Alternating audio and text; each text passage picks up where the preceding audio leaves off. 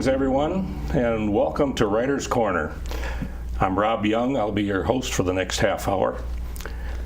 When Alan Miller asked me to guest host this segment of Writer's Corner, it turned out to be a little serendipity. I asked him who the guest authors were going to be, and he said Matt Goldman and John Baird Rogers. And I had just finished reading John's latest book, Fail Deadly, and I was halfway through Matt's book, The Good Family, so all my homework had been done in advance. But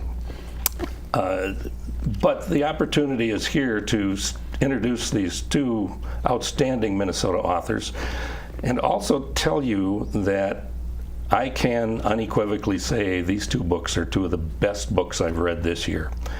So let me tell you a little bit about these guys. Matt Goldman is a Emmy Award-winning television writer. He wrote for a couple of programs you might have heard of, Seinfeld and Ellen, The Ellen Show, and a couple of others as well. But he returned to Minnesota to become a mystery writer, and or a fiction writer, I should say, more than just a mystery writer. And his talent has gotten him a New York Times bestseller designation and many award nominees.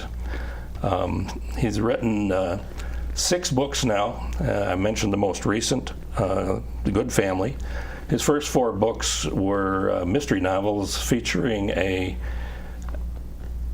detective named Nils Shapiro, who honestly I would have to say was one of the most dysfunctional detectives I've ever read. I mean, since Columbo. Right, thank you. Nils was there.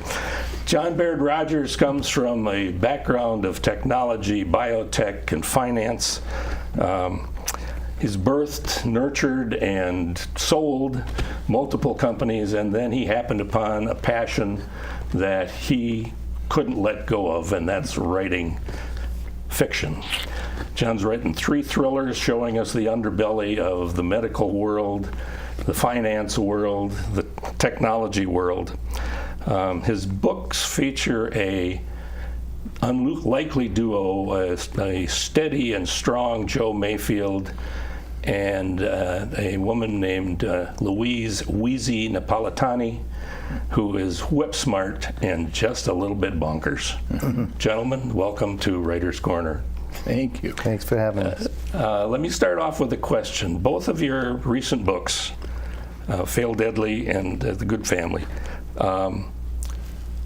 are written primarily from the perspective of a female protagonist. How did you happen to choose that, that path on the books as opposed to writing from a male point of view? Well, I chose a female because I wanted to start with a marriage in which one participant was being dishonest with the other, and the person who was the subject of that dishonesty was feeling gaslit. And I know that it happens. Men do it to women, and women do it to men. My wife is a marriage counselor, so I hear stories, no names, but she just tells me about relationships she knows about, and it goes both ways. But I just felt, and I think generally in society, women can feel more vulnerable in that situation, and so I wanted to show that side of it with Katie, that her husband was acting strangely. She thought everything in her family was fine, and throughout the book, every chapter we learn a little bit more about why it's not. And as the reader learns it, she learns it, and she has children. I think it is both. I know both mothers and fathers, both parents care about their children, but I think mothers are often put in that position of being the primary person to watch out for their children's well-being. Okay. John, I know that Joe Mayfield is part of the duo, but Wheezy's got all the juice in this book. So tell us why you chose to focus on her this time around. I didn't really choose to focus on her. I created her as a sidekick in the first book, and she just grew so strong through the various stories that she ends up being the protagonist, even though they are co-protagonists. When I wrote my first book, I've learned a lot since then. When I was writing my first book, I needed a technical side, and Joe was basically created as an ordinary guy, a nice guy, smart guy, but an ordinary guy. So I needed somebody who was a kind of a tech guru, and so I thought, okay, I'll write this sidekick. And she became Wheezy. In the first chapter of the first book, she sits down in a diner in North Dakota and says, "So you're the dumbass." And that's the introduction. And she kind of takes off from there. Matt, your last two books have been kind of a segue for you into something quite, I would say, quite different from the Nils Shapiro Right. books. What led you to branch out here? What led me to branch out was my publisher telling me to branch out. The Nils books did well. Nils is the private detective featured in my first 4 books. Due to trends in the business, which was standalones were getting more attention than series books, and my publisher wanted to broaden my audience. I think there are a lot of people love PI stories. Some people won't read PI stories. So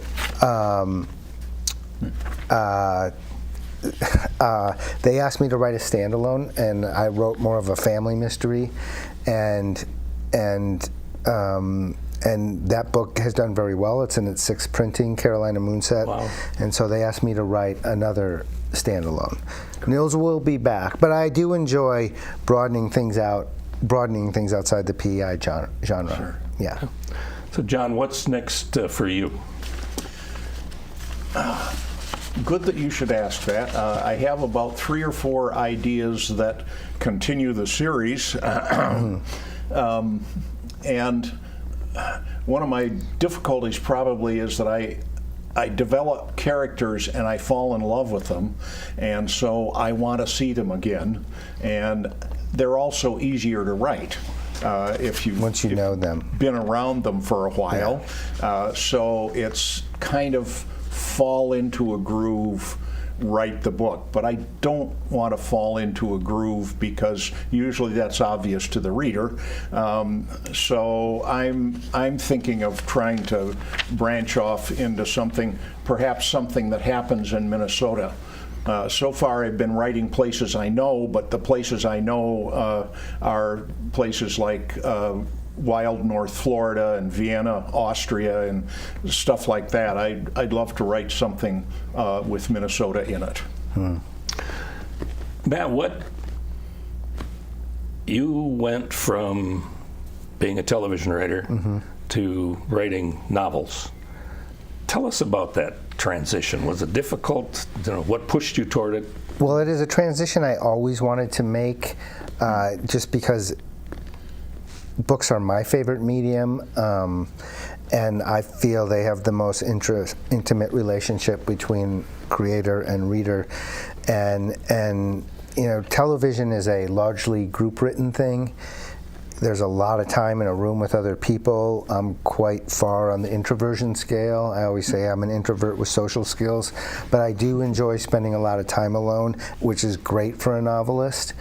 And I started making my living as a television writer when I was 25 years old, and I'd been doing it a long time, and I just felt like it was time for me to get out and get into books, which I think was, for once, I made a lucky business decision in my life, because the television writing career has really deteriorated, and that's one of the reasons the writers are on strike right now. I was going to say you made a good choice because you'd be on strike. Yeah, I'm still in the Guild. I did go out to Los Angeles and picket. It's a really tough situation. The writers and the actors are very upbeat and united. which is why I think this strike's going to last a very long time. And it's my third one. I had just got into the Guild when the first one happened. But for me to be in a room by myself, to have complete control over the characters and the story and tell it the way I want to has been a dream for me. My only regret is that I didn't do it sooner. So you say tell it the way you want to, except for your editors. Yeah, but my editor at Forge is, first of all, she's very smart. She helps me, and I don't do anything I don't want to do. And she's very clear about that. My name's on the book. She has suggestions, but compared to Hollywood suggestions, I find them to be very light. And I think because I had that background, I am, first of all, she is quite bright, so I'm receptive to her ideas, and I think she likes that, because a lot of authors go in there like, this book is perfect, I won't change a comma, and you know, I'm afraid to read one of my books now because I would want to rewrite it. So I think they can always get better. I think we've all been there where we've read the book we just got printed and said, oh my. Yeah, which is why I don't read them after. Well, yeah. I've read this one, and I've read 3 of your books, and I will tell you that I didn't say oh my to any of them. Oh, so Rob, thank you very much. John, you've traveled all over the world, business-wise, so you have a great a plethora of places that you can write from.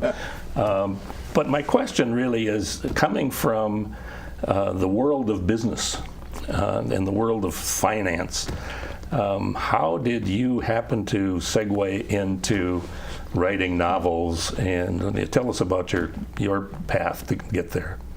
Okay. Well, maybe the easiest way to tell it is that I started my college career as a chemistry major. Look at the camera. They told us not to do that. I started my career as a chemistry major, and I moved to mathematics, and I ended up majoring in English. Actually, I studied writing in college, and I absolutely loved it. And then the world intruded for quite a while, and I had the same epiphany that it would be really nice to get out of that world and into the world of writing. I also am something of an introvert, and I'm more than happy to be sitting at my computer writing alone, and so that's really how it happened. I'd always had it in the back of my head. So you both mentioned being introverts and writing alone. How do you balance your family life, and particularly when you're in the midst of writing a novel? How do you balance your social life, your family life, not to mention your promotional life with your books? How do you do all that? Either one of you, jump in here. I don't know if I do balance it. I have learned, having had a long writing career, you do have to be, or at least I have to be, somewhat selfish, and I just have to get my word count done every day. And there's things I have to say no to. There's times I have to shut my office door in the house. I try to start very early before anyone else is up, including dogs, because it really helps me stay focused. And yeah. You know, working, at least I work at home, so there's no commute time. I have no meetings other than the occasional phone call and the occasional thing like this where I'm out promoting. But so I just try to be a little selfish with my time and make sure I get my work done, and then everything's fine. Yeah. How about you, John? Well, Matt is better organized than I am. I have a very understanding wife, and since I am theoretically retired, which is to say I'm a writer, I can use my time. I can use quite a bit of time for writing. my problem is I like it so much that I've gotten involved in a lot of peripheral things that have to do with writing, and I probably spend a little too much time reading other people's books and critiquing and beta reading and on and on and on and on. But so I need to develop a little more discipline, and those early morning hours I really ought to be in there writing, and I am about half the time. So how long does it take you to turn out a first draft of Fail Deadly, as an example? From the time you first sit down at the keyboard to the end. Fail Deadly took close to a year, but I started it in critique groups while I was writing the draft, and that slows the process down. Yeah. If I just sat down and wrote a draft, probably half a year. Okay. How about you, Matt? You sound like yours come out quicker than that. I try to. For contractual reasons, the book that's coming out next year, which is called Still Waters, I had to write the first draft in 3.5 months. Wow. I would prefer not to write it that quickly. I usually would like about 5 months. But I feel like I'm catching up because I started being a novelist relatively late. So, and I have books I want to write. So I do try to write every day and hit a word count, and but it's my full-time job, and I don't have, most novelists have another job, and I don't. So we're all jealous. Well, I worked for a long time in television. That's why I'm able to do this now. But so I try to, and I'll take off a week here and a week there, or a day here and a day there, but I try to do it on a pretty consistent basis. What's your target word count? 15, between 1,000 and 1,500 words a day, depending on where I am in the process. And it's 7 days a week. I don't take a day off because otherwise I lose track of the story. I don't outline. I'm making it up as I go along. And if I do it every day, I can keep the thread going. You bring up an interesting point about outlining and not outlining, and we've all talked about that. John, do you outline your books, or do you write from the seat of your pants? I have 1 foot in outline and 1 foot in pantsing. And the reason for me is writing a thriller, there's a plot. If it's approaching a techno thriller, there's a plot that you really have to stick with. So what I do is more or less a bullet point outline of the whole concept, but I just don't like outlining when it gets to character. And therefore, I get halfway through the book, and the plot has to change. So I have to go back and go through the outline again. Yeah. So I've got 1 foot in each. So you're a hybrid. I'm a hybrid. Okay. Yeah. As a pantser, Matt, I happen to be one of those too. How much do you have to throw away? I throw things out, and that's okay. Yeah. Less than an outline's worth of material.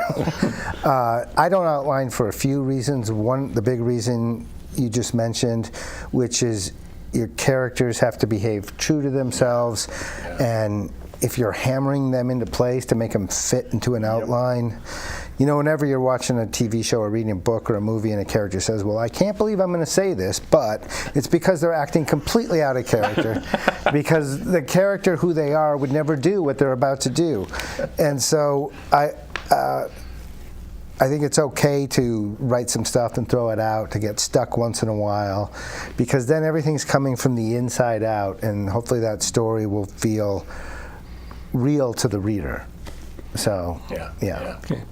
So what do you hope that the readers take away from your most recent books? John, we'll start with you. What do you want, short of other than being entertained, which I certainly was? Well, my books are all written in the near future for the simple reason that the first book I couldn't write in current day and have the book work. So I pushed it a little far, not very far into the future, and made it fairly normal. So one thing I always am looking for when I'm writing is to address a topic that I think is coming right down the road. And Fail Deadly has to do with hacking and hacking into the national power structure and so on and so forth. So I guess I would like people to take away the fact that it's not this technological thing, it's the impact on people that is going to really matter when things like this happen, and they will. How about you, Matt? I just want them to remember how they felt when they were reading it. There's books I love I could not tell you the plot of. I could barely tell you the character names. I just remember how I felt when I read it, and whether that is amused or on the seat of your pants or whatever it is, that's what I'm hoping they take away. Wow. Yeah. You make me feel a little relaxed because I've read so many books that I can't really remember all the details about, but boy, do I have a feeling about that book. Yeah, I think most people do. Yeah. And so, what's next for both of you? Matt, you mentioned a book. I have a book coming out in May of 2024 called Still Waters, and then I have a book coming out in May of 2025 called The Murder Show. And I'm about a third of the way through the first draft of that. And the one, are either of those Nils Shapiro books, or are they? Well, I hope Nils is going to have a cameo appearance in The Murder Show. Okay. Yeah. All right. So they're both though standalones, like your last two? They are both standalones. They are both set in Minnesota. The Still Waters mostly takes place up on Leech Lake at a fictitious resort, and The Murder Show is in the Twin Cities. Okay. Yeah. John, how about you? What's next? Well, I'm querying Fatal Cure, which is a one genetic manipulation deal, and I'm writing one called Cyberstorm, which is, the draft is about 90% done, and it's being critiqued pretty harshly. But isn't that good? Isn't that what we're all hoping for it's absolutely critiques? wonderful. You know, the last thing we want is for everybody to tell us how great it is. Yep, right. When deep down we know it's not. Right. You know, so tell us more about your background in terms of the business world and how that has impacted your writing. Well, I was a finance guy, and I thought finance was really complicated. Trading foreign currencies and so on and so forth was really tough. Then I started trying to write, and I found that it was the most difficult thing I'd ever done and the most rewarding. Being a finance guy, I ended up mainly in Vienna for the tech company that I worked for here in Minnesota that was called Zytec and now has been acquired. And that acquisition led me to run to the University of Florida, and I started two very small biotech businesses there, both of them involving genes, one involving environmentalism. And because I was in sort of central North Florida, I got over into the part that's really wild of Florida, which gave me the places that Joe and Wheezy go sometimes. So it really has been very interesting. One place that I write about that I haven't been because of COVID is Estonia. I have a character that's an Estonian, and I really, really had planned to go to Estonia, and then COVID hit, so I haven't gone. But Matt, you're from the Twin Cities, right? Yes. And you went to the bright lights of Broadway or Los Angeles, or yes. somewhere where there are bright lights. There are in lights, any a lot event. of lights there. And yeah. how did you end up there? I mean, how did you happen to wander out there and become a Well, screenwriter? when I was a chemistry major as well, and my junior year of college, some friends invited me to go see stand-up comedy, and I went to Williams Pub. And when I saw it, I thought I should be doing that. I can't explain it to this day. I was very quiet, but I started doing it while I was in college, and it went well. I opened for a lot of national acts who came through, Dana Carvey and Louis Anderson, and when he came home, and Roseanne Barr and Bob Saget, and everybody said, you should be a writer, which I can take a hint. Get off the stage, buddy. But it went well for me on stage. But I never loved being up there, and I think they could see that. And I just liked the writing part, and so I did. I just got in my dented Ford Escort. I had just turned 24 and drove out to California, and I was fortunate to know some stand-ups. I had also opened for Jerry Seinfeld. That turned out to be a really good connection for me, because when he got the show, he asked me to work on it, and so that's how it started for me. Gentlemen, we're down to the last minute and a half, I want to thank you both for coming. If you've got anything you want to say other than go out and buy their books, they're really good. And again, thanks for being here. Alan, have I got time to do a plug for Minnesota Mystery Night? I do. If you want to come to a live version of the Writers' Corner, every third Monday of the month at Axel's Restaurant in Mendota, we have Minnesota Mystery Night, which brings in authors such as these gentlemen, the best authors, and certainly in the Midwest, if not the country. And alcohol is involved. And alcohol is involved. So come and join us at 7 p.m. third Wednesday or third Monday of every month.